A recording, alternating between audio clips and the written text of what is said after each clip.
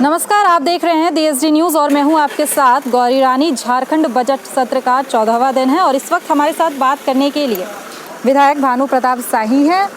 Sir, CP Singh ji ने सदन में ये मुद्दा उठाया है कि लॉ एंड ऑर्डर झारखंड सरकार में ध्वस्त है। हर दिन घटनाएं हो रही हैं, मॉब लिंचिंग की हो, रेप की केसेस हो।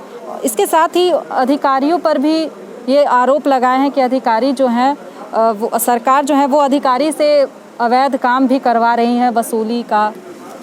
देखिए, बहुत सारे विषय हम लोगों ने खड़े किए और बदले में सरकार का जवाब जीरो आया। आज वॉकआउट करने का भी मतलब यही है। आज ये सरकार बने हुए 15 महीने हो गए। 15 महीने में सरकार की उपलब्धि क्या है, आज मुख्यमंत्री जी को बताना चाहिए था।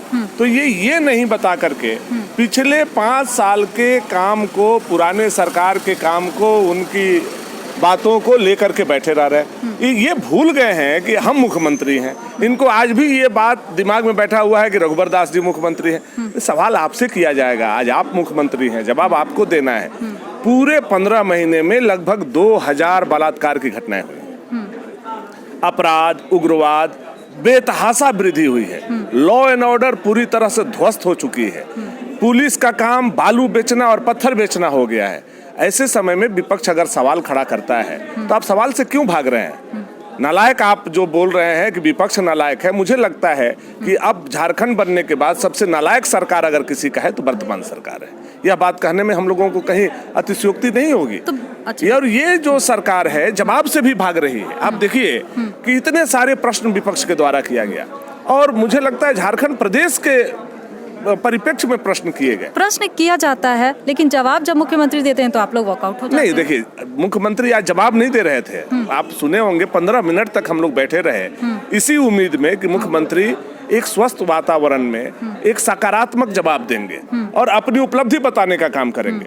लेकिन 15 महीना की उपलब्धि के बजाय वो 15 मिनट तक लगातार पिछले 5 साल के रघुबर दास जी को आरोप प्रत्यारोप पर घेरते रहे।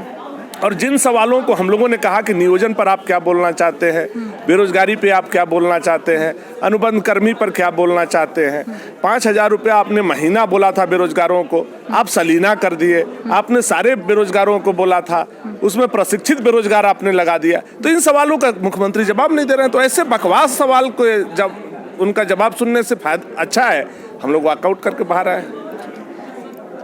प्रधानमंत्री जहां लोगों को मास्क के लिए जागरूक कर रहे हैं, CP सिंह जी भी ने कहा है कि जो मास्क नहीं लगाए हैं उन पर जुर्माना वसूला जाए। आप अभी भी मास्क नहीं लगा रहे हैं सर, कोरोना का डर नहीं। देखिए, बात सही है। मास्क और सैनिटाइजर हम लोग ले करके चल रहे हैं। चूँकि लगातार आप मीडिया लोगों के द्वारा हम लोगों के बातों को बोलना पड़ता है, बताना पड़ता है। और अगर हम लोग ऐसे परिस्थिति में बोल नहीं पाते हैं, आवाज़ साफ नहीं जाती है, तो आप लोगों ने ही मास्क हम लोगों को उतरवाते भी हैं।